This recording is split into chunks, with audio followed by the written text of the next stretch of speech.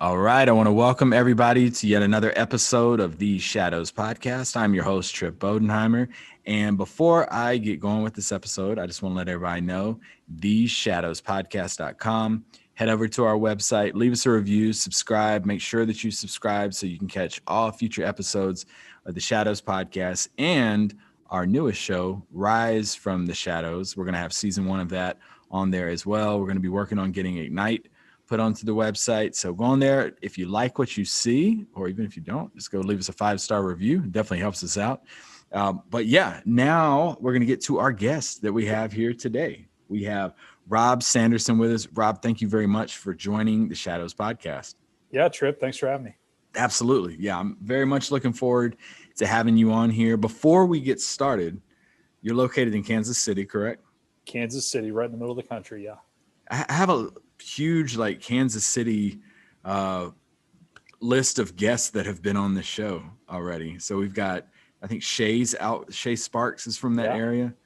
I've also got Michael Roderick, who's actually going to be hosting one of the episodes from Rise from the Shadows. He's in that area as well.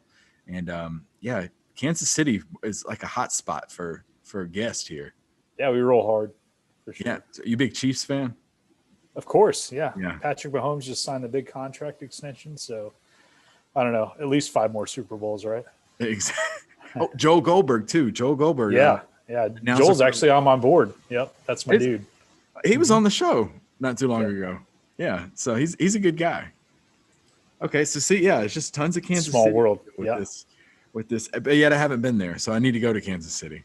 So it's going to be soon. Bring your sweatpants, man. We got barbecue up here. Oh yeah.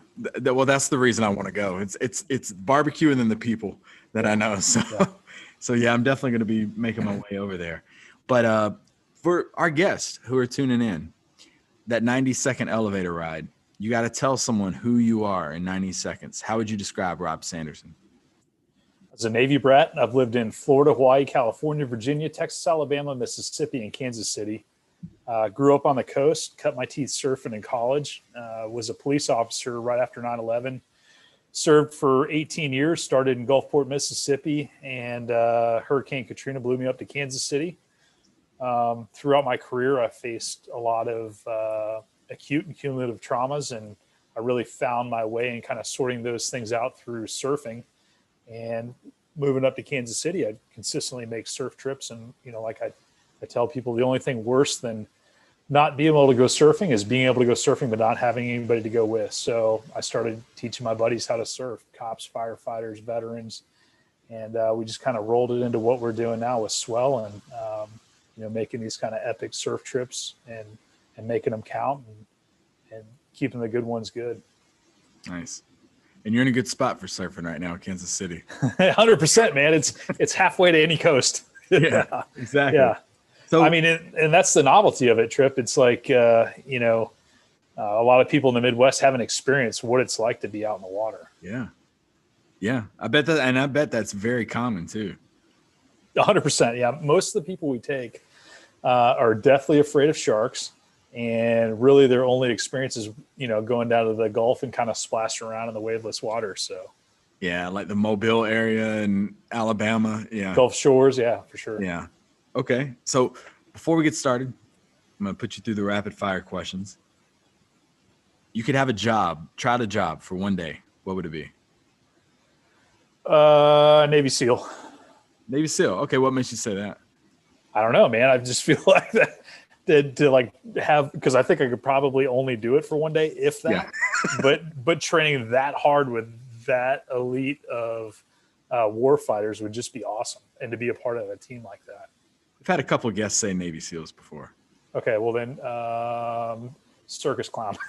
Okay, I can see where that. Okay. Yeah. All right. What is your biggest fear? Heights. Really? Yeah, don't like heights. I wouldn't take you. I figured you'd be like a lizard or a spider kind of before you'd be a heights. No, man. No, heights for sure. Like I can't even stare at a tall building. Oh my gosh. Yeah, so we'd go on vacations like the Grand Canyon, and I would stand like on the edge and look over. Nope. And Like I would start climbing down the thing if I could. Heights do not get, but if I see a lizard, I don't know what it is. To me, they're like little mini dinosaurs, and I run for the hills if I see a lizard. But all right, you could be one TV character. Who would it be? One, so like TV character. I'm gonna go with Alf. Alf. Do you remember Alf? I remember Alf. Yes. You know what my follow-up question is going to be? Why in the world Alf? Well, I mean, he's out here experiencing new things, eating people's cats, and living with the family, and everything's kind of strange to him. Might be He's interesting. happy. Yeah, Alf. Yeah, he was happy. Yeah, Alf's a good one. Okay. Actually, I think I had like little Alf doll when I was little. Yeah, you remember the show, right? Yeah. It's kind of weird, like to go back and watch, especially like the intro. There's gonna be a small percentage of people even know what we're talking. They're gonna be like, "The hell are they talking about?" If you ever watch the video, it's weird. The intro, it's on I think YouTube, but it shows at the end like the family setting the camera up and Alf's legs go walk. It's just weird to me, but at the time it was cool. Yeah. You know what Alf stands for, right? That's the alien life form. There you go. So you just blew somebody's mind listening to this right now. They're like, that's what it means. What's we're going from Alf to what one book would you recommend to somebody? Can't Hurt Me. David Goggins. Yeah, it's a really good book. Highly recommend that for anybody. All right. So thank you for going through the rapid fire round. You survived it. Very interesting answers. So we had circus clown thrown in there, heights, Alf, Can't Hurt Me. Now let's jump into your story. So talk to us about your upbringing. You mentioned you were a Navy brat. Yeah, Navy brat, lived all over. Went to 9 different schools growing up. You know, and kind of our pre-session discussion, you talked about, one of your guests and struggling to kind of fit in. That was kind of my life, man. Learn to make friends quickly and adapt and overcome. As a kid, wasn't awesome, but growing up, it really served me well. My dad was a Navy fighter pilot, flew A-7s and F-18s, 100 combat missions. Actually, that's his helmet right there. Oh, sweet. Yeah. So yeah, I mean, it was interesting nonetheless. Had a brother and mom and dad, and unfortunately now it's just me and mom. So it was a good upbringing, and I think it really kind of brought me to the man I am today. What would you say is the one thing that you really, in hindsight, learned about yourself from jumping from school to school to school now that you're older and you're more aware of it? And people are just, they are equally as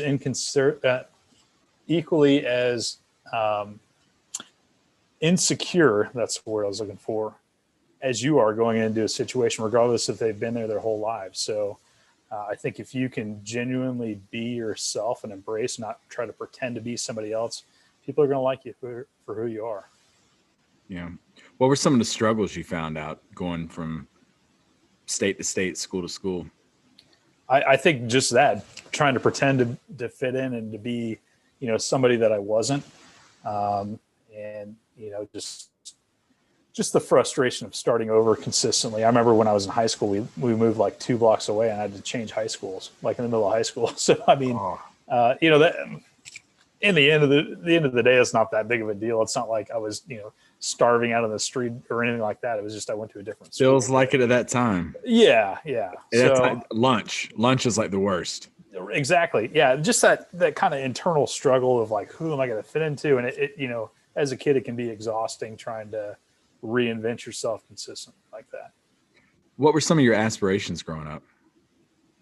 I wanted to be in the military. I actually went through Marine Corps officer candidate school, had a flight contract, got hurt with like 4 days to go. And those are some of the hardest dudes I've ever met my entire life for the Marine Corps sergeant instructors and just the Marines that actually went through and completed the training. So That was kind of always my goal. My dad went to the Naval Academy. Unfortunately, I wasn't smart enough to get in the Naval Academy, but I wanted to be a pilot. So when you got hurt, you said 4 days before training concluded? Yeah. What was your mindset like at that point? It was rough. I ended up with like a blood infection. I had really bad blisters on my feet, so I had cellulitis, and I tried to get back in there, and I wasn't sure what I was going to do. They said, hey, you can come back next year and start all over if you want. And then, I was like, I don't know if I could do this again. So, I was fortunate to where I had a buddy that was a police officer in Corpus Christi where I went to college, and I did a ride along with him. And again, this is, soon after 9/11. And I was like, man, I could do this job. So that's kind of the direction I went after the injury.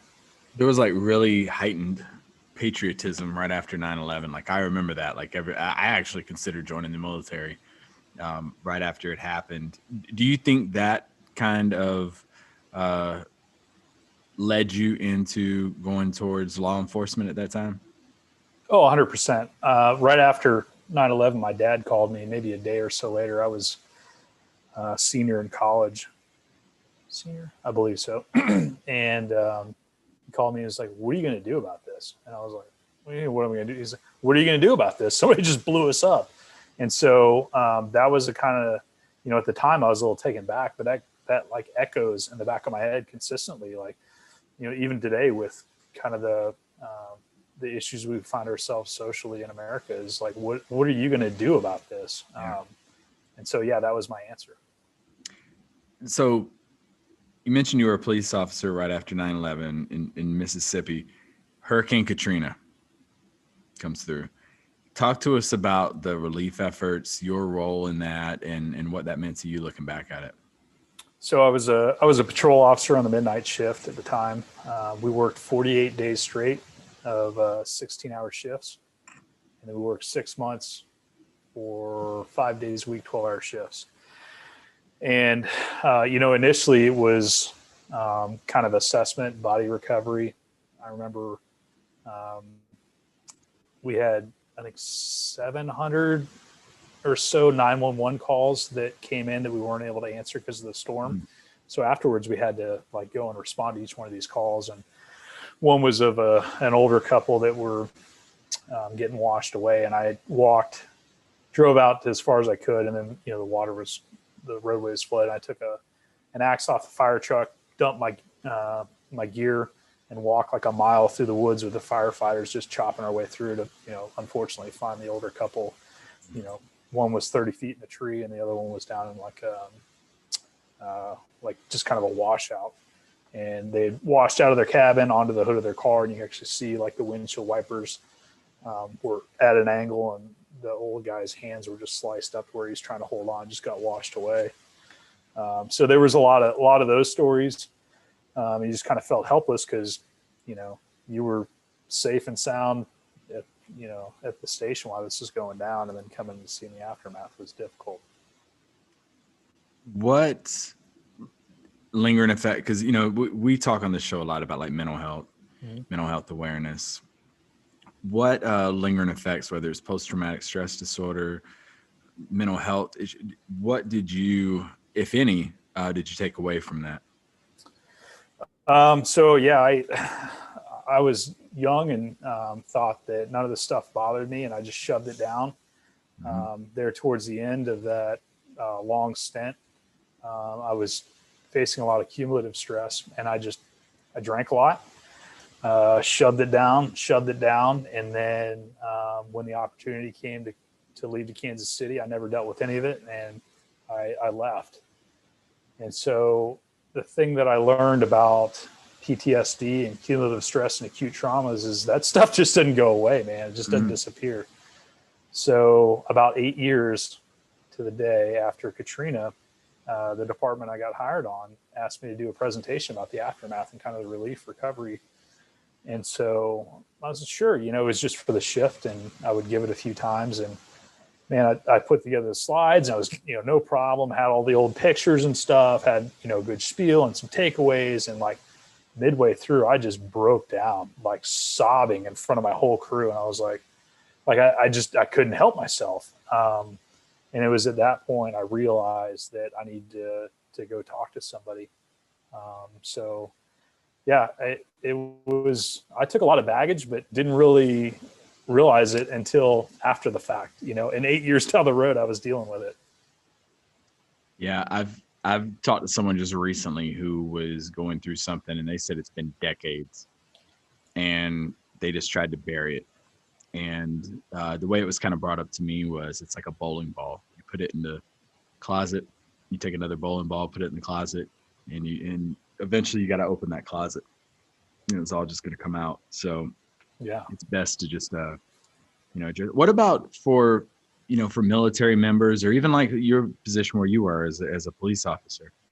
We see it all the time here where, for example, they could be security forces, and if they do seek out help, like mental health or one of the different agencies, they're like, oof, well, I may get my weapon taken from me.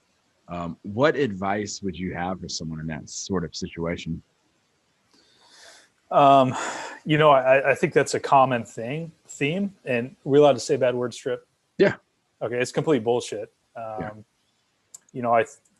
I would hope, especially nowadays, that most departments and the military are forward thinking enough to realize that, the biggest threat to our men and women in service are themselves.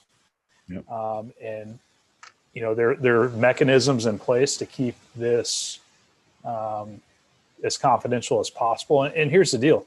Just because an incident fucked you up doesn't break you. Like, you can recover from that. I can reflect back now on the things that I used to not be able to think about, and I'm okay with the outcome. And the only reason is because I went and sought some help about it. And I will say this as it applies to suicide. That's a very intrusive and impulsive thing, and it's not something generally that people will plan out. And those people in our professions that are suffering, it's an impulsive and very intrusive act, usually assisted by a little bit of alcohol. So my thing is this: if you're hurting, go seek help. Don't be an idiot. Go tell a buddy. Go find EAP. Find a counselor. Find somebody you can trust, and offload that crap. Yeah, I've been very open here on the show and said that recent years, especially if anyone is listening to my episode, you could see why I definitely went and sought help with mental health. And I'm not gonna lie, when I look at my calendar and I see that I have a mental health appointment coming up, I'm like, oh, I can't wait. I cannot wait to go. So therapeutic, got so many different benefits to it. My career is still doing great. As of the time of this recording, my career has been doing really great, and I feel better. I can't imagine where I would be mentally if I had not taken that step, and that's what we're hearing from a lot of different people that come on here. So you finish up as a police officer. Is that what takes you to Kansas City? Yeah. So I transfer up to the police department in Kansas City, and I worked for another 15 years. End up unfortunately getting injured in 2018. Tried to nurse myself back to health in 19, and then 20 they finally said that's enough, and I took a medical retirement. Okay. And now talk to us about SWEL. What exactly is SWEL? Surf waves, enjoy life. That's it. Yeah, our mission is to provide a positive setting for veterans and first responders to decompress, disconnect, and reinvigorate through the sport of surfing. So we'll find a mission, and an example, our most recent was a couple of firefighters, one of which adopted two little girls from a really horrific scene to where their mother was passed away at childbirth, so newborn and like a 2-year-old. And then the father dismembered mom in front of the 2-year-old while she held the baby. And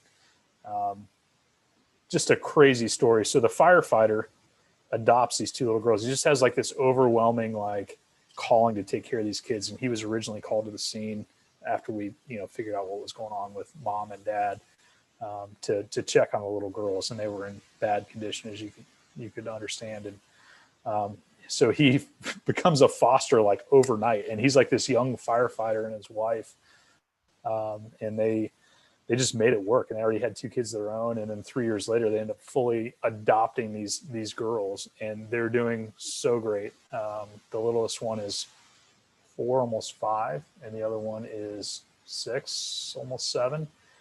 And because of him and his family and what the sacrifice he made, those girls have got a beautiful future, and they're so awesome. So we'll find things like this, and we'll go, you know what? You need a break, and we're going to take you, and we're going to teach you how to surf. So we pay for their flight. We typically go out to Seal Beach, Huntington Beach area. We put them up in a really nice beach house. We also have a bunch of like-minded veterans and first responders that kind of surround us out there and help us out with surf lessons. So we teach them how to surf. We do a little bit of meditation. We do some yoga. We do family-style meals where we sit down, we cook the meal together, and then eat together in a big setting. And everything's taken care of financially. And we give them, like $100 per diem to buy something nice for their family. Surf for 3 days, have an event that's open to all veterans and first responders out on the beach that want to come out and support or learn to surf or already know how to surf and just want to be a part of it, and then fly them home fat and happy.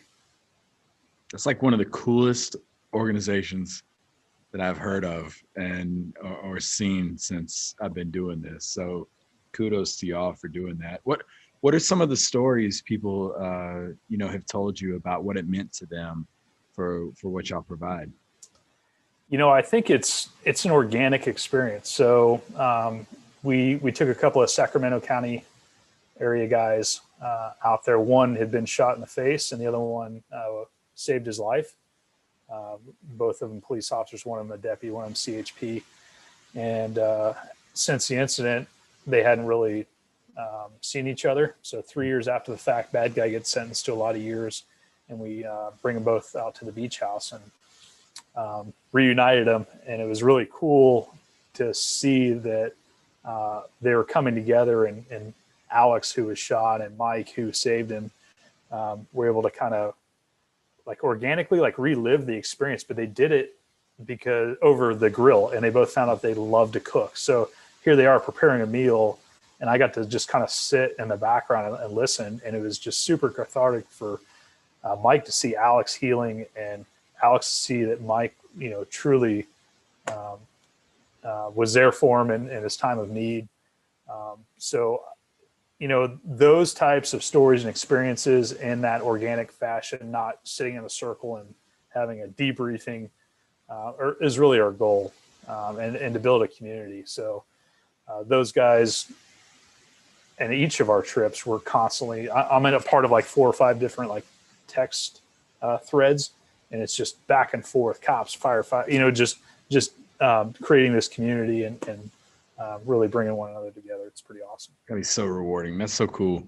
If people want to find out more about SWEL, where can you point them to? Sure. Go to the SWEL, SWEL.org, or you can follow us on Facebook or Instagram at the SWEL Mission.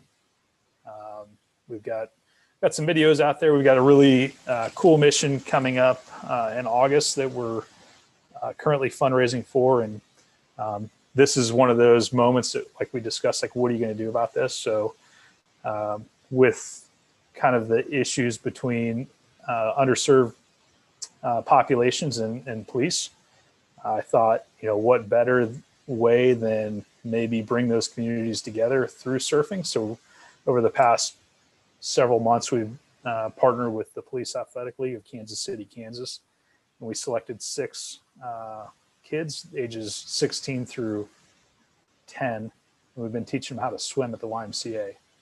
And in August, we're bringing all 6 of them out to Huntington Beach, California, along with current and former police officers and veterans. And as a community, we're going to learn to surf together. And then we're also going to do those family style meals and really build those bridges between those 2 communities. And the purpose is maybe the police officers that are out there, the next time they run a call with an inner city youth, maybe it's not the same kid they went surfing with, but they're going to be able to say, that kid kind of reminds me of Miguel. And then maybe the inner city kid that we take surfing, maybe not seeing the same police officer, but you can see a police officer in the street and say, he reminds me of Joe, and there might be that kind of understanding. And then not only that, but what better credibility for the police department than those children's parents, allowing them to go to California to the Pacific Ocean to learn to surf with a bunch of cops. So I'm super excited about that trip. That's really cool. How do y'all go about the selection process for the veterans or the law enforcement officers that y'all select for it? So it's usually we run it by the board, but we're approached all the time with, unfortunately, there's tons of people in need. So we try to find a group and like a really special mission to kind of focus on. So unfortunately, we're not to the point to where we can just take applications and go. I love to be able to go surfing every weekend and take people, but we're not there yet. So, we try to make anywhere from 6 to 7 trips a year and really, really pick out some special missions. And we've got ample opportunity for sure. And I'm assuming a lot of this is donations from people visiting the website and so forth.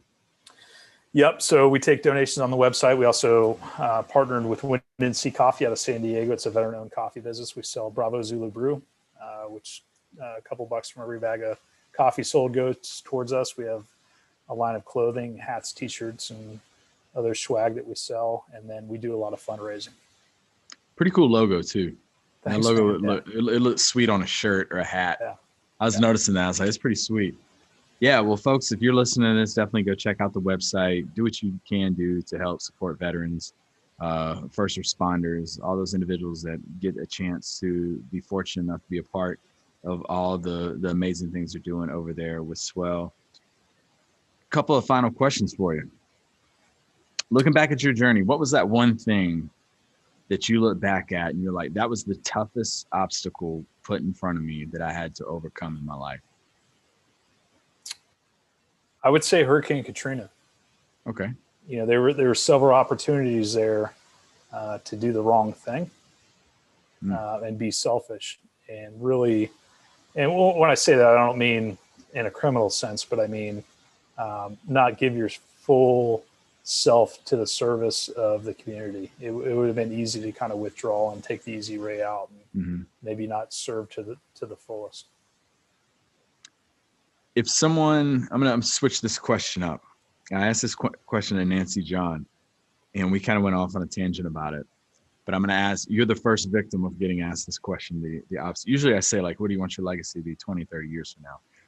Today, if someone were to ask Rob Sanderson, what is his legacy? What would you say? Or what do you think they would say about you? I would hope they would say that Rob Sanderson served with a purpose. There are a lot of people out there trying to do good things, but they're kind of like misguided or misfired. But, I know my lane and I know the people that I can positively impact. And I think when you can keep those men and women that keep us safe, if you can keep them good, I can affect the entire nation. So if I can keep a veteran in the right headspace, or active duty member in the right headspace, or a firefighter or a cop, then I can really branch out and secondarily help a lot of people. Well, one last time, if our listeners out there, they want to find out more about you or SWEL, where can you point them? Come on down to theswel.org or at the SWEL Mission on Instagram or Facebook. Yep. And we'll have all the links here in this episode description. If you're listening to this on the website, you'll be able to find all the links on the website as well. Sir, what final comments you got for the listeners? I mean, just keep holding each other up, and thank God for people like Tripp that, call out the good stuff and squash the bullshit, brother. There we go. Well, I appreciate you. I appreciate you taking time to do this, connecting with me before this, and then taking time to be on here today. Folks, that is all the time we have for this episode of the Shadows Podcast.